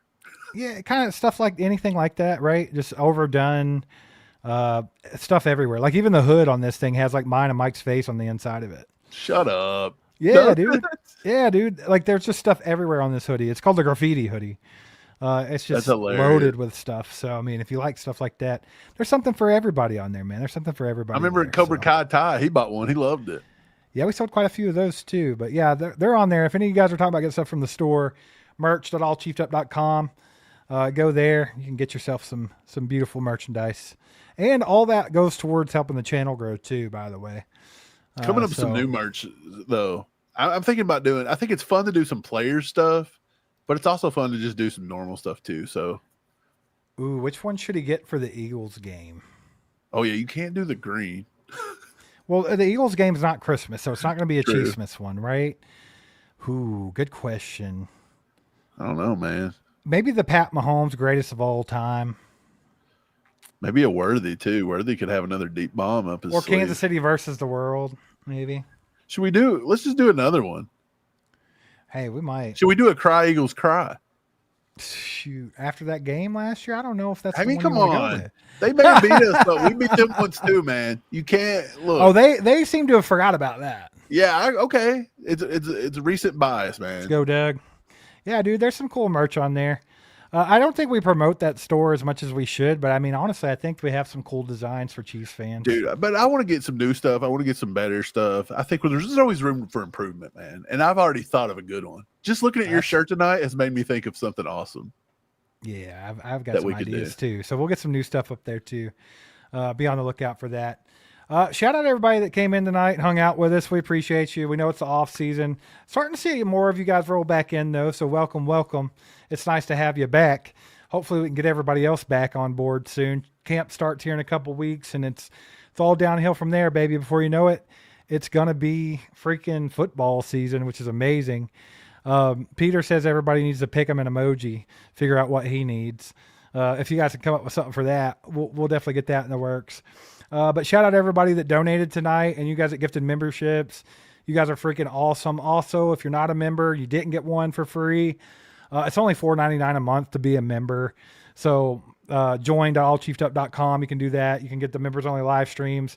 And of course, we mentioned it a couple times tonight already, but we have a new video series for members only. The first one came out today. So definitely, if you are a member, utilize that. Go watch that video for us. Have a little fun with that one. It's one of the perks of being a member. But yeah, we appreciate you guys. Do us a favor, hit the like button on the way out if you didn't already. I know a lot of you have. We thank you for that. And keep an eye out for a lot more content coming up. The next content that'll be dropping will be the video podcast on Tuesday. So if you're a podcast listener, Spotify, Apple Music, whatever the hell you listen on, we're on it. Just go search All Chiefed Up. You can listen to the podcast on there Tuesday, or just come to YouTube. You'll have the video podcast as well. And that's going to be featuring Marcus Dash from Chief Concerns. So that's going to be a fun episode. Hopefully all you guys get a chance to click that, watch the whole thing for us, and leave a comment on there. Leave a nice comment for Marcus. Thank him for his time. Just say, hey, Marcus, appreciate you, brother. Yeah, I want to see more people getting involved in the comments on the videos, man. Get some more football discourse going. It's always fun when everybody's having a good time showing it up in the comments, man. It's been a little slow, so I'm just excited to see everybody back in it. But once again, appreciate you guys. You guys are freaking awesome. Thanks, everybody, and we'll see you next time. Go Chiefs. Go Chiefs.